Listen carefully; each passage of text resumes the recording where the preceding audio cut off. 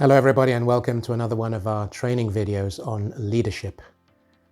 We've been looking at what it takes to become a better leader, how to be a leader if you're not a leader yet and you want to become one. What are some of the traits and leadership skills that are needed? What are the requirements to become an even more effective leader than what you are today? So we spend time over a few minutes just to discuss various aspects that are key to leadership. And in today's, we're going to talk about possibly something that is not so thought about and not so widely considered in the context of leadership. What we're going to talk about today is servant leadership. What is servant leadership? How do you use it in the team?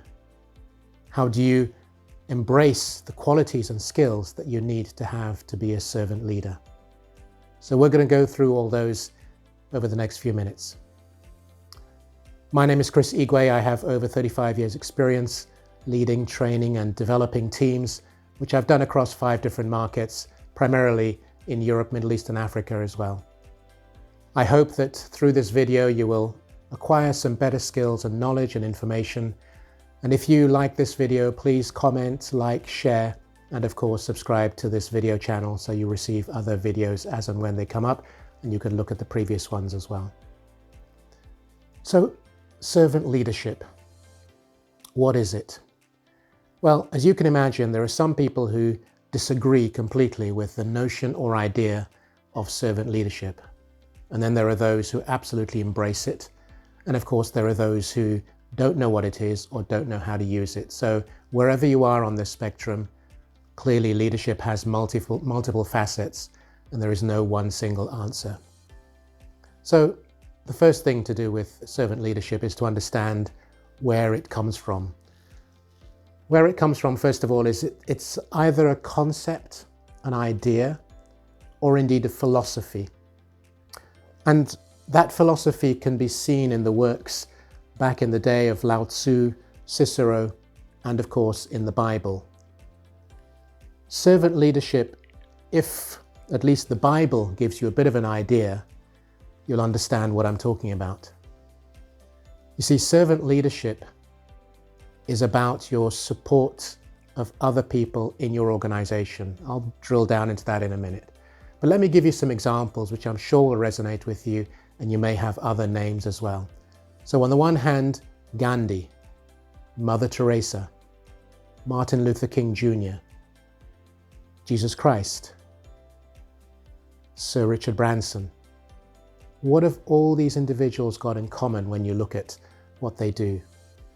If we take a Nelson Mandela, for example, that maybe many of us can relate to a bit more, because we followed what he has done from his imprisonment to becoming South African president and everything in between.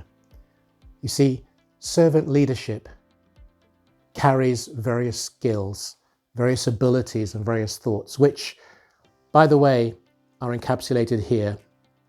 And the notion and idea of servant leadership was first brought out in the 1970s by a guy called Robert Greenleaf. And Robert Greenleaf later created the Center for Servant Leadership. And here are the things that he identified, which I think make it easier for us to follow. So servant leadership is all about enriching lives, enriching the lives of other people. It's about building a better organization, but in a particular way. It's about creating a more just and caring world. So if you look at each of these, you can say to yourself, well, this is not about me driving the team forward. This is not about me driving the business forward, although it is, but it's a byproduct.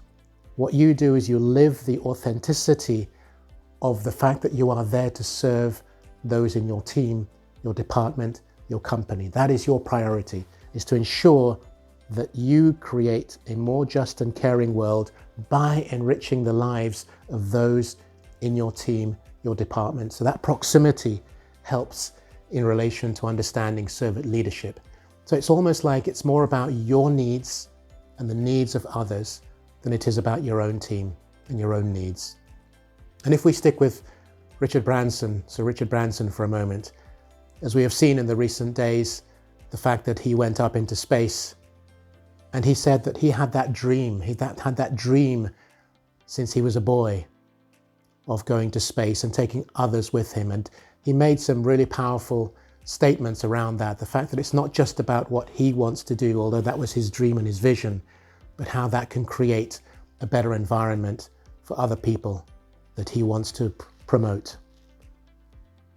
So let's look a little bit more then into what are the skills that are required. And these skills themselves have been defined by Robert Greenleaf and others as the core elements. And some of this, for those of you who've been watching my videos for quite some time now, will understand that some of these come through in terms of what I've expressed previously. So the skills you're required to have, and I would encourage you to say to yourself, do I have these skills? And if not, how can I acquire them? Assuming you want to promote the idea and live the idea of servant leadership. So you need to have empathy, you need to have the ability to listen, you need to have the ability to heal, because healing is needed. You'll find fractions or factions within your team, your department, your organization. There will be healing that is needed. You need to demonstrate in a wider way the whole notion of caring. Self-awareness, which we've talked about before. You need to be self-aware as to what's going on, not only of yourself, but all those around you. The ability to persuade, but persuasion in an encouraging sort of way, as opposed to anything brutal. Conceptualization, your ability to see something, create an image, promote the desire, and recommend that to your team or your department. Foresight, the ability to see things in the future as well. The ability to acknowledge that there are things that you can't actually see, but you understand and you can put your finger on. So here are some of the core elements. But what I'd like to add to that is the following, in the sense that these are the actions that should come out of servant leadership. So these are actions for you as the leader, which will help engage the team that you are leading. So you need to encourage leadership. So don't put yourself forward, put others forward, encourage them to move forward, encourage them into positions of leadership. Empower others as well. Not only give them that leadership, but say, you take care of it. Check in with me as and where you need to, for them to feel empowered that you are giving them the authority to do something. Be very supportive of creative ideas and thoughts. Some people may be struggling with how to communicate this to you and the team. You need to be able to encourage that, support that, say, yeah, I love the creative ideas, love the new ideas, keep bringing it. Never say these are terrible or whatever, just embrace them, and through the caring process, you can help it to come through. You need to be able to trust others. Not something that comes automatically to many leaders, but you need to trust them, because that comes with empowering them. If you empower them, you have to trust them. The two absolutely go together. And you need to be sensitive to others in the team, in the group, in the organization. So these are elements that you, I suggest, need to work on for yourself in order to embrace and grow the notion of servant leadership, because that's really vitally important. And if you do it already, accentuate it, do it even more. Because at the end of the day, you want to get to the results. Now, it's fair to say that in servant leadership as well, most people don't think necessarily as a servant leader, oh, how am I going to grow my business? What additional sales am I going to make? What additional businesses am I going to acquire? What additional strategic decisions and choices of buying this company or that business or whatever? So anything to grow from a financial point of view is generally put on the back burner. That's not the motivating factor, because they know that if they get the people, encourage the people to see the same vision, idea and thought that they have, they show caring, they heal wounds, they listen well, they know that everything else will come together.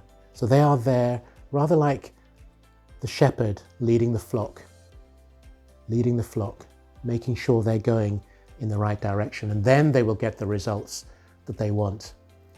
But the results for you, so we looked at the actions you need to take, the results for you would be inevitably, because that's what this is about, you become a better leader. That's what you want to be, a more effective leader, a more successful leader. You want to be able to address many different areas and say, yes, I have become better as a result of my servant leadership. It enables you to be more in tune with the team. What are their issues? What are their problems? How do they feel? What do they feel? And why do they feel that way? Understand the day-to-day issues. Very often, as a leader, you can be very stratospheric. You can be high up there and leave your middle managers or team leaders, project managers, or anybody else to deal with the lower level. But when you understand the day-to-day issues, you can get down in there. You can meet on one-to-one. People talk about an open door policy. What does that mean? If I have an issue, can I come to you and talk to you? Even though I'm an intern, graduate level, I've just started, but I can still come and see you as the director, senior VP, CEO, whatever. Understand the day-to-day issues and show that you understand them. Be more empathetic. I keep talking about this as part of good, strong leadership. You need to be empathetic. You need to understand what is going on and show that you understand, that you mean it. It's not just words, it's your body language and everything else.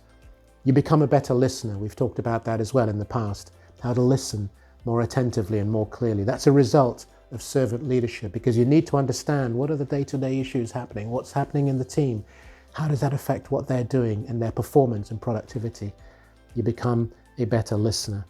And finally, you become a better communicator. So your ability to communicate with them, not only what you are feeling, but understanding what they're feeling as well, is so hugely important. So those are some of the elements of servant leadership. Like I say, it's not something that's talked about a lot, and it's not something that a lot of people do either. I would invite you to think about all those around you who you see who are leaders, whether in the press, the public domain, or even in your own organization. Who are those who are putting others forward, pushing the others to the front, saying it's okay, you do that. I'm there for you if you need me. But let's be honest as well.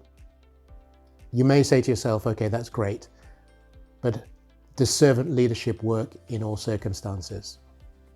My argument would be, yes, it does.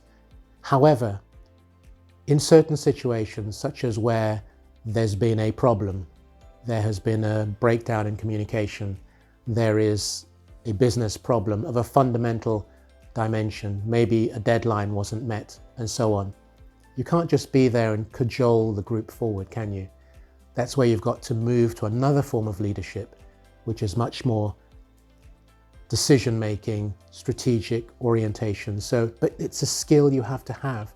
So even in deadlines, so for example, with Sir Richard Branson and the space rocket that created, I'm sure they hit lots of problems, lots of snags, but they had to find a way of bringing it back forward. Would he have used a different style of management? I'm pretty sure. Would he have said, guys, this is just not acceptable. We need to change this. We need to do something about it. But then he'd say, okay, what are the problems? What are the challenges? Why is it that way? Servant leadership doesn't have to be discarded when there are problems, but perhaps you need to change the approach that you take to make it more successful.